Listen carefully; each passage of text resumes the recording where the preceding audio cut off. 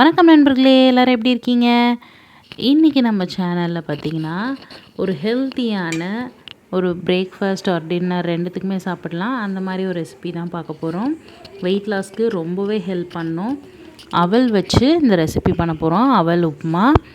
So இது வந்து பார்த்திங்கன்னா ஒரு பட்ஜெட் ஃப்ரெண்ட்லி ரெசிபின்னு கூட சொல்லலாம் நம்ம. ஸோ ரொம்ப சிம்பிளாக ரொம்ப குவிக்காக நம்ம செஞ்சிடலாம். இப்போ வாங்க இது எப்படி செய்கிறதுன்னு பார்க்கலாம். இதுக்கு வந்து இந்த அவல் பார்த்திங்கன்னா நம்ம எந்த அவல்னாலும் எடுத்துக்கலாம். நான் வந்து பார்த்திங்கன்னா வெள்ளை அவல் எடுத்திருக்கேன்.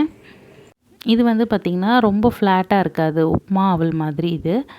ஸோ இதில் வந்து நம்ம வந்து தூசி மண் எதுவுமே இல்லாமல் வந்து நம்ம புடச்சி எடுத்துகிட்டு அதுக்கப்புறம் வந்து நம்ம 2 டைம் வந்து நல்லா தண்ணி ஊற்றி நல்லா கழுவி வச்சுக்க போகிறோம். இது வந்து சட்டுன்னு வெந்துடும் நமக்கு. ஸோ அதனால் ரொம்ப நேரம் ஊற வைக்கணும் அப்படிங்கிறதுலாம் இல்லை. நம்ம அலசிட்டு லேசாக அதில் தண்ணி இருக்கும் பார்த்திங்களா, நல்லா வடிச்சிட்ட பிறகு அதில் லேசாக தண்ணி இருக்கும். அதில் இது ஊறினாலே போதும். நிறைய தண்ணி ஊற்றி ஊற வைக்கணுன்றதில்ல. அது ஒரு 5 நிமிஷம் ஊறட்டும். அதுக்குள்ளே இங்கே பார்த்திங்கன்னா நான் வந்து வெங்காயம் 2 சின்ன வெங்காயம் கட் பண்ணி வச்சுருக்கேன். காரத்துக்கு பச்சை மிளகா 2 கட் பண்ணி வச்சுருக்கேன். அது கூட பார்த்திங்கன்னா கேரட் வந்து நல்ல சின்ன சின்னதாக குட்டியாக கட் பண்ணி வச்சுருக்கேன். பீன்ஸ் வந்து பார்த்திங்கன்னா நம்மளுக்கு வந்து ஸ்லைசர் இருக்கும் இல்லையா, நம்ம வந்து பஜ்ஜிக்கெலாம் வாழைக்காய் சீவோம் இல்லையா, அந்த மாதிரி இதில் நல்ல மெல்லிஸாக அழகாக ஸ்லைஸ் பண்ணிட்டேன். ஸோ ஈஸியாக வெந்துடும். அதுக்காக இப்போது ஒரு கடாய் வச்சுக்கலாம். நம்ம அதில் வந்து கொஞ்சமாக எண்ணெய் ஊற்றிக்கலாம். இப்போ வந்து நான் வந்து மண் கடாய் இருந்ததுனால மண் சட்டியில் செய்கிறேன். இப்போ கொஞ்சமாக எண்ணெய் ஊற்றியாச்சு. இது வந்து சூடானதுக்கப்புறம் நம்ம வந்து கடுகு சீரகம் தாளிச்சிக்கலாம். இப்போ வந்து எண்ணெய் வந்து கொஞ்சமாகவே நம்ம ஊற்றிக்கலாம். நம்ம எவ்வளோ செய்கிறோன்றதை பொறுத்து. நான் கொஞ்சம் நிறைய செய்கிறதுனால எண்ணெய் ஊற்றிருக்கேன். ஒரு 2 ஸ்பூன் அளவுக்கு எண்ணெய் ஊற்றிருக்கேன். நம்ம எந்த எண்ணெய்னாலும் சேர்த்துக்கலாம். கடலை எண்ணெய், நல்லெண்ணெய், இல்லை கொஞ்சமாக நெய் ஊற்றி செஞ்சாலும் நல்லாயிருக்கும். இப்போ கடுகு, சீரகம், உளுத்தம்பருப்பு, ஒரே ஒரு காஞ்ச மிளகா சேர்த்துருக்கேன். ஏன்னா அதோட ஃப்ளேவர் நல்லாயிருக்கும். நம்ம பச்சை மிளகாயும் சேர்க்குறோம். ஸோ காரம் வந்து உங்களுக்கு ஏற்ற மாதிரி நீங்கள் அட்ஜஸ்ட் பண்ணிக்கோங்க. இது கூட பார்த்திங்கன்னா நம்ம வந்து கொஞ்சமாக வேர்க்கடலை சேர்த்துருக்கோம். இப்போ இது வந்து பார்த்திங்கன்னா வெயிட் லாஸ்க்கு ஒரு பெஸ்ட்டான ரெசிபி. ரொம்ப சிம்பிளாக குவிக்காக ரொம்ப ஹெல்த்தியாகவும் செஞ்சிடலாம். இப்போ இது கூட பார்த்திங்கன்னா நம்ம கட் பண்ணி வச்சுருந்த வெங்காயத்தை சேர்த்துக்கலாம். அப்புறம் காரத்துக்கு அந்த பச்சை மிளகாயை நம்ம சேர்த்துட்டு நல்லா வதக்கி விட்டுறலாம்.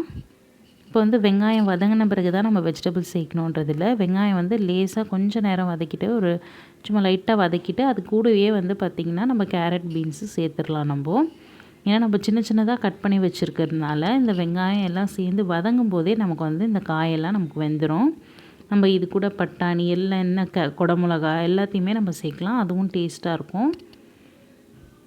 இப்போ நீங்கள் கொஞ்சம் பெரிய பீசஸாக நீங்கள் காய்கறி போடுறீங்கன்னு வச்சுக்கோங்களேன், லைட்டாக தண்ணி தெளித்து கொஞ்சம் நேரம் வந்து மூடி வச்சிங்கன்னா இது வெந்துடும். இப்போ வந்து நான் வந்து கேரட் பீன்ஸ் மட்டும்தான் சேர்த்துருக்கேன். அதனால் பார்த்திங்கன்னா இது வதங்கும் போதே அந்த காய்கறிலாம் நமக்கு வெந்துடும்.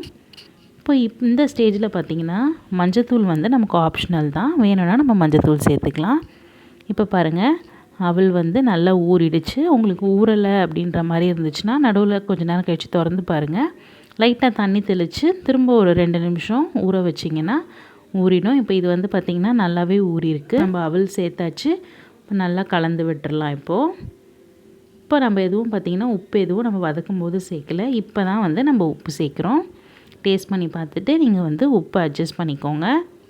இப்போ கடைசியாக இறக்கும்போது பார்த்திங்கன்னா கொஞ்சமாக நம்ம லெமன் பிழிஞ்சிக்கலாம். இப்போ லெமன் பிழிஞ்சிட்டு கொஞ்சமாக கொத்தமல்லி தூவி இறக்கிட்டோன்னா ஒரு ஹெல்த்தியான போஹா ரெசிபி நமக்கு ரெடி ஆகிடுச்சு.